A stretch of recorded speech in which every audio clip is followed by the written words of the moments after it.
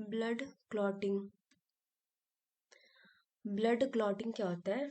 Blood clotting या फिर उसको कोगुलेशन भी बोलते हैं, is the transformation of blood from liquid into solid jail.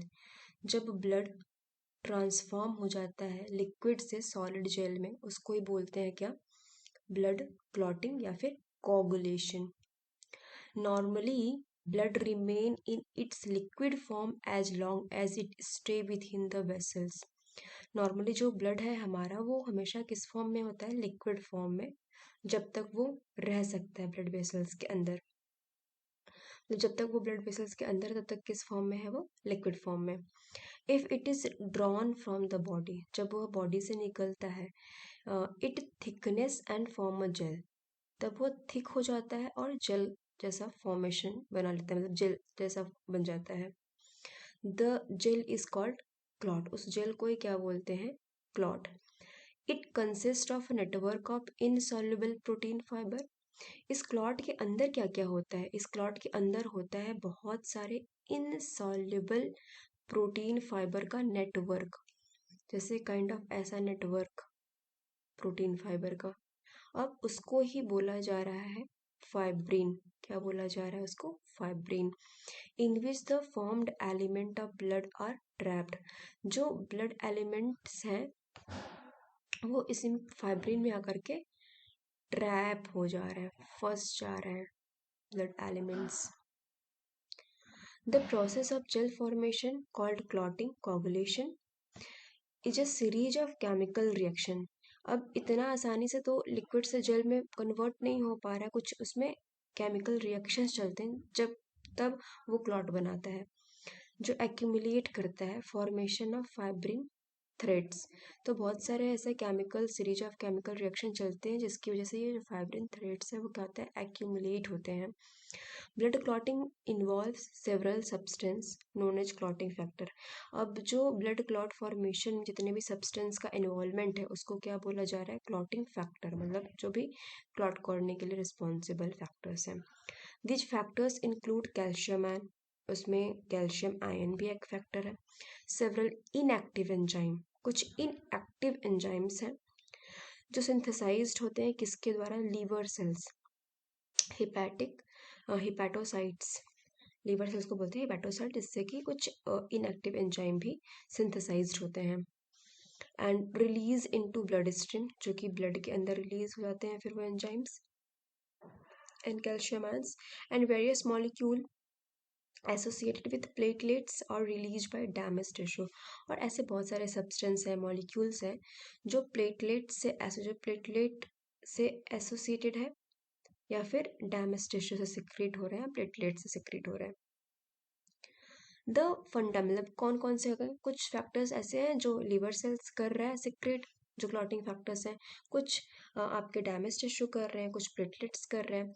The fundamental reaction in the clotting of blood is the conversion of soluble plasma protein fibrinogen to insoluble fibrin. जो fundamental reaction होता है, सबसे जरूरी reaction मान लीजिए, वो होता है कि जब जो सॉल्युबल प्लाज्मा प्रोटीन है, मतलब प्लाज्मा के अंदर जो प्रोटीन, एक फाइब्रिनोजन प्रोटीन होता है प्लाज्मा के अंदर, वो सॉल्युबल होता है, ठीक है। तो वो जब इनसॉल्युबल फॉर्म में कन्वर्ट होता है तभी ये नेटवर्क लाइक स्ट्रक्चर बना करके एक्यूमुलेट होता है। This conversion is catalysed by the enzyme thrombin. किस एंजाइम से ये कन्वर्ट होता है सॉल्युबल टू इनसॉल्युबल फॉर्म में? थ्रोम्बिन से, at the site of injury, जहाँ इंजरी होती है। Prothrombinase convert prothrombin into the enzyme thrombin. और फिर प्रोथ्रोम्बिनेज क्या है? एक इनएक्टिव एंजाइम है ये भी, बट ये कन्वर्ट्स करता है नहीं, ये एंजाइम है प्रोथ्रोम्बिनेज। प्रोथ्रोम्बिन जो है वो इनएक्टिव फॉर्म है, तो इसको भी वो कन्वर्ट करता है एक्टिव फॉर्म थ्रोम्बिन में। यहाँ पे दो टाइप के पाथफेजेस हैं ब्लड क्लॉट फॉर्मेशन में। एक तो जो टिश्यू डैमेज होने पे हो रहा है, जैसे damage surface of the blood vessels, और एक जो प्लेटलेट्स सिक्रेट कर रहा है सब्सटेंस। एक एक्सट्रिंसिक है जो इंजरी हो रही है टिश्यू वगैरह में, उसकी वजह से हो रहा है, और एक प्लेटलेट्स सिक्रेट कर रहा है जो कि अंदर हो रहा है, damage surface of the blood vessel से। And extrinsic pathway. सबसे पहले हमें फैक्टर्स के बारे में पढ़ना है। यहाँ पे लिखा हुआ है फैक्टर्स और उनका सोर्स और name and description. Like factor 1 liver से सिंथेसाइज्ड हो रहा है जिसका नेम है फाइब्रिनोजेन। फैक्टर 2 लीवर से ही, नेम प्रोथ्रोम्बिन। 3 डैमेज टिश्यू से या फिर प्लेटलेट से जिसका नेम है tissue thromboplastin. Factor 4 diet, bones and platelets जिसका name calcium ion. Factor 5 liver या एंड प्लेटलेट से सिंथेसाइज्ड होता है जिसका नेम है proaccelerin. And factor 7 liver से, जितने भी हैं अभी 7 से लेकर के आपका ये 12 तक, वो सारे लीवर से सिंथेसाइज्ड हो रहे हैं। इन सब का नेम भी दे रखा है। 7 का नाम है प्रो कन्वर्टीन एंड 8 का नाम है एंटी हीमोफिलिक फैक्टर या फिर anti haemophilic factor A. And 9 का क्रिसमस फैक्टर और प्लाज्मा थ्रोम्बोप्लास्टिन और anti haemophilic factor B. And 10 Stuart factor, Prower factor and thrombokinase. 11 plasma thromboplastin, antecedent and anti haemophilic factor C. And factor 12 जो है वो Hageman factor और फिर glass factor और contact factor है anti haemophilic factor D. And 13 fibrin stabilising factor, stabilise करने के लिए फाइब्रिनीज। अब हम चलेंगे एक्सट्रिंसिक इंट्रिंसिक पाथवे पे। अब यहाँ कौन सा ये फैक्टर है आपका फैक्टर 12 जो एक्टिवेट हो जाता है इंट्रिंसिक पाथवे में। ये जो फैक्टर 12 एक्टिवेट कैसे हो रहा है, जब फैक्टर 12 है, हेजमैन फैक्टर उसको बोला गया है। तो फैक्टर जब 12 एक्टिवेट हो रहा है upon contact with the collagen और आर्टिफिशियल सरफेस। ये कब कैसे एक्टिवेट हो रहा है, जब ये कांटेक्ट में आ रहा है, किसके कांटेक्ट में, कोलेजन के या फिर आर्टिफिशियल सरफेस, तो ये एक्टिवेट हो जा रहा है। एक्चुअली जो इसका ट्रिगर पॉइंट है इंट्रिंसिक पाथवे का, वो है एक्सपोजर ऑफ ब्लड। जब ब्लड का एक्सपोजर किसके साथ हो रहा है, निगेटिवली चार्ज सरफेस के साथ, मतलब ब्लड वेसल्स के साथ, डैमेज ब्लड वेसल्स के साथ या किसी चार्ज सरफेस के साथ, जैसे हो गया आपका कोलेजन या फिर कोई ग्लास हो गया, तो ये इनके कांटेक्ट में आकर के ये 12 जो फैक्टर है वो एक्टिवेट हो जा रहा है। इस फैक्टर का नाम क्या है, हेजमैन फैक्टर। अब इसके एक्टिवेशन से क्या हो रहा है, जो फैक्टर आपका 11 है वो एक्टिवेट हो रहा है किसके प्रेजेंस में, फैक्टर 12 के एक्टिवेशन की वजह से ये एक्टिवेट हुआ आपका फैक्टर 11। 12 से 11 एक्टिवेट हुआ। अब 11 से कौन एक्टिवेट हो रहा है, 9। 9 एक्टिवेट हो रहा है। अब 9 8 8 का भी एक्टिवेशन हो रखा है, तो 9 और 8 दोनों मिल करके 10 का एक्टिवेशन करा दे रहे हैं। और ऐसे ही आपका जो एक्सट्रिंसिक पाथवे है वो टिश्यू इंजरी से हो रहा है। जो इसमें हो रहा है, इसमें जो टिश्यू डैमेज होता है,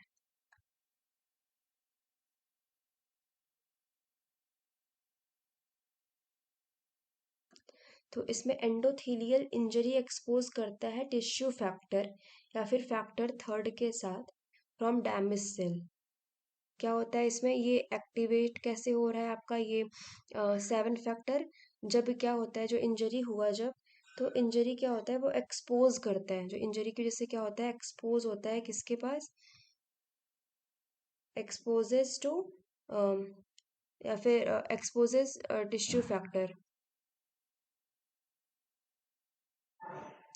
या फिर फैक्टर 3 को एक्सपोज करता है। देन एक्टिवेट हो जाता है आपका 7 फैक्टर। तो जो टिश्यू फैक्टर है वो बाइंड कर जाता है, जो टिश्यू फैक्टर है जब एक्सपोज किया, इंजरी हुआ, एक्सपोज हुआ टिश्यू फैक्टर के साथ, तो टिश्यू फैक्टर बाइंड कर जाएगा आपके 7 के फैक्टर के साथ प्लाज्मा के अंदर। तो ये एक्टिवेट हो जाएगा। अब इसके एक्टिवेशन जो एक्टिवेट हो रहा है किसके प्रेजेंस में हो रहा है, कैल्शियम आयन। किसके प्रेजेंस में हो रहा है ये, कैल्शियम आयन के प्रेजेंस में। इसके बाद क्या हो रहा है, आपका इंजरी हुआ, टिश्यू फैक्टर आया। अब ये जो एक्टिवेशन हुआ है 7 का, वो किसको एक्टिवेट करा रहा है, आपका फैक्टर 10 को। अब यहाँ से चलेगा आपका कॉमन पाथवे। तो फैक्टर 10 का एक्टिवेशन दोनों हो गया, इंट्रिंसिक और एक्सट्रिंसिक पाथवे की वजह से हो गया। अब यहाँ पे कॉमन पाथवे चलेगा जिसमें कि फैक्टर 5 का एक्टिवेशन इन्वॉल्व है। अब ये फैक्टर 10 एक्टिवेट हो रखा है, तो फैक्टर 8, 10 एंड फैक्टर 5 यहाँ पे प्लस कैल्शियम आयन भी हो गया आपका, एंड प्लस फॉस्फोलिपिड, फॉस्फोलिपिड, ये सब एक कॉम्प्लेक्स बनाते हैं। उस कॉम्प्लेक्स को क्या कहते हैं,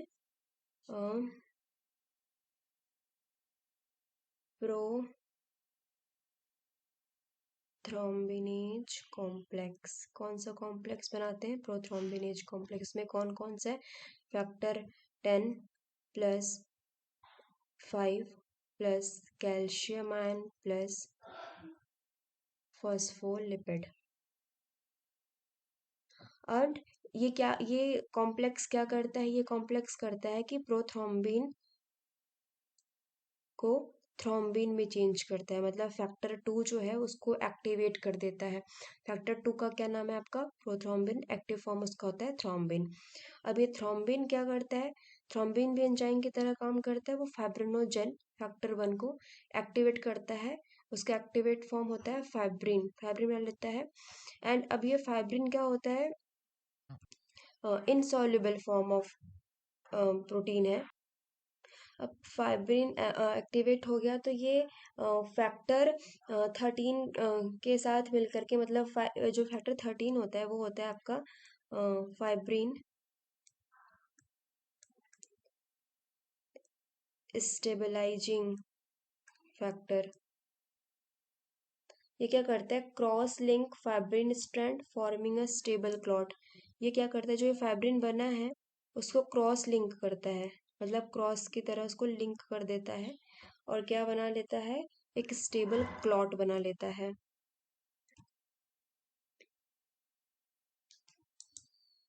अब द क्लॉटिंग कैस्केड में B triggered by the extrinsic और इंट्रिंसिक पाथवे। तो जो क्लॉटिंग कैस्केड हमने अभी पढ़ा है वो ट्रिगर्ड होता है दोनों के द्वारा, अभी पढ़ा हमने पाथवेज। एंड एक्सट्रिंसिक पाथवे में क्या हो रहा है कि जो ब्लड क्लॉट बन रहा है वो शॉर्टर पाथवे में बन रहा है। यहाँ पे आप देख सकते हैं ये shorter pathway extrinsic, and occur rapidly, बहुत जल्दी होता है। It is so named because the tissue protein called tissue factor.